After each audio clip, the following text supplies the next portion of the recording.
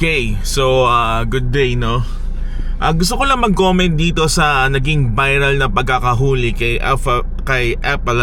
nabubulol tuloy ako, kay Francis Leo Marcos, no? Excuse me. Okay, so anong meron doon, no? Medyo kung kakailang natin eh. Kung inyo pong papansinin talaga, hindi ako fan ng taong yun. At lalo hindi ako follower niya, no? At wala akong pakialam sa taong yun. At kung ano yung kanyang ginagawa, talagang medyo kailangan talaga ng karampatang kaso laban dun sa kanyang mga pinagagawang panloloko. At talaga excuse me. At kung pag-uusapan natin, no? Ako, talagang hindi ko gusto yun. Ang yabang nun eh. Grabe yung kayabangan nun, sagad sa buto, no?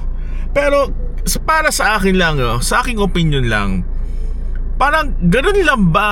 Ganun na ba? Ito na ba yung tirada ng ating gobyerno para patulan yung ganong klase ng tao na tutukan natin ang buong puwersa ng media, i-present natin na para bagang some way itong taong to, ang sabi nga para ba siyang nakapatay.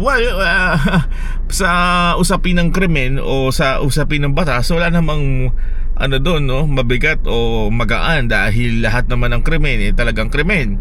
At kung naman yung ginawa mong kasalanan, talagang kasalanan. Ngunit, di ba, point lang natin dito, yung bang para kunin yung atensyon ng buong parang buong puwersa ng kapulisan, di ba?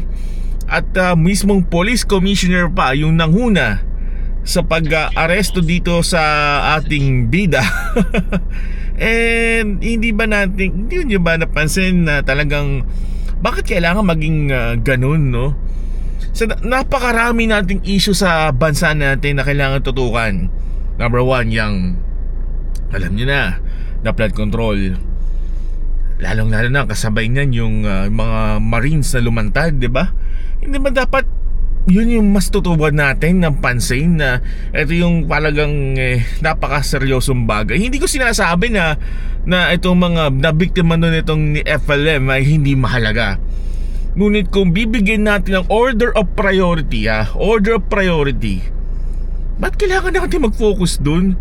Alam niyo, kung papanoorin nyo lang yung naging tagpo nila to ni Maka Gigi at nito ni FLM, alam mo, para silang bata dun sa press con. Nagbangayan, ang baho mo, ang pangit mo kasi. Parang, ewan ko At hindi man lang ako hindi ka ba nahiya dun sa mga katabi mo, Brad, na mga nakainip